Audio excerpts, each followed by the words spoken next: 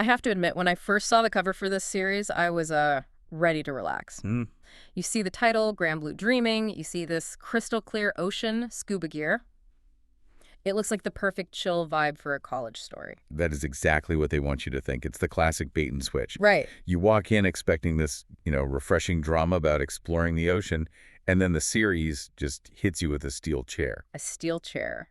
That feels a little aggressive for a story about swimming, but I guess that's why we're here. It is. So today we're diving, and yes, pun intended, into Grand Blue. It's a massive hit, right? Over 10 million copies sold. A huge hit. Yeah. And our mission today is to figure out how a series that is, on the surface, about scuba diving became the absolute gold standard for chaotic college comedy. All right, so let's start with the protagonist, Iori Kitahara. Right. He's a freshman, and he wants exactly what you just described. He moved to this seaside town, Izu, to live at his uncle's diving shop. Mm-hmm. His whole goal was a rosy college life. The rosy life, girls, campus parties, the dream. Precisely.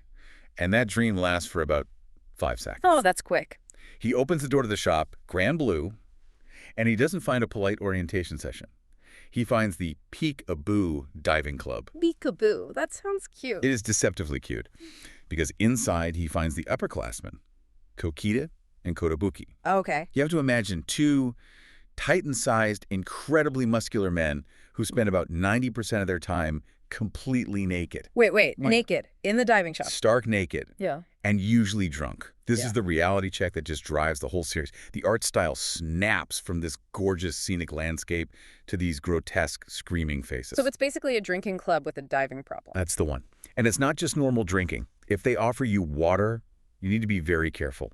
In Grand Blue, water usually means spiritus. Spiritus, isn't that like 96% alcohol? That's basically lighter fluid. It is. And since you mentioned lighter fluid, Yeah. that brings us to the famous oolong tea. Okay, I have seen the memes about this. What is wrong with the tea? Well, the club's oolong tea is actually 9 parts vodka and 1 part whiskey.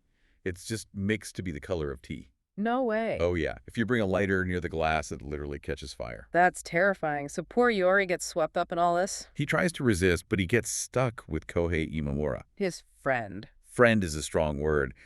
Kohei looks like a model, but he's a hardcore otaku obsessed with a voice actress. And their dynamic is...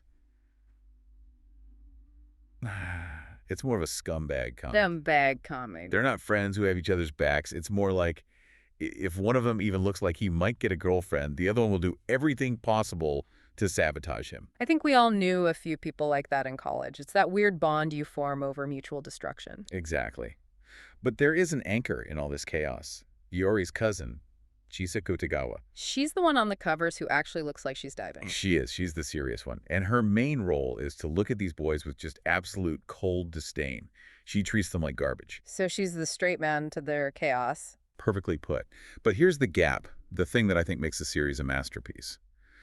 Despite all the flaming tea and the nudity, the author treats the ocean with genuine reverence. So they do actually dive. They do. And when they hit the water, all the noise just stops. The grotesque faces disappear.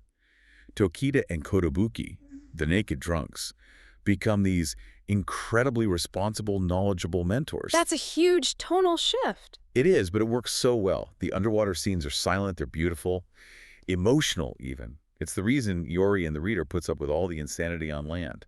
I guess that emotional core is why it's still going so strong in 2026. It's not just a one-note gag. Right. If it were just naked jokes, it would have gotten old years ago. Yeah. But we're at 25 volumes of the manga. The second anime season was just last year, and season 3 is already announced. And it's set in Palau, right? That's a huge step up. A whole new international setting. Plus, it survived a live-action movie and a stage play. It's a juggernaut because it captures that feeling of being young. It's stupid, it's dangerous, but it feels alive. It really makes you think about that whole concept of the rosy college life. We all chase this perfect, polished version. But maybe the chaos is what you actually remember. The chaos is the real story. I think so. 10 years later, you don't remember the quiet study sessions. You remember the time your friend accidentally set his drink on fire? Speaking of which, I think I'm going to stick to bottled water for a while. Good call. And if anyone offers you tea, maybe check it with a lighter first. Solid advice. Thanks for diving in with us today.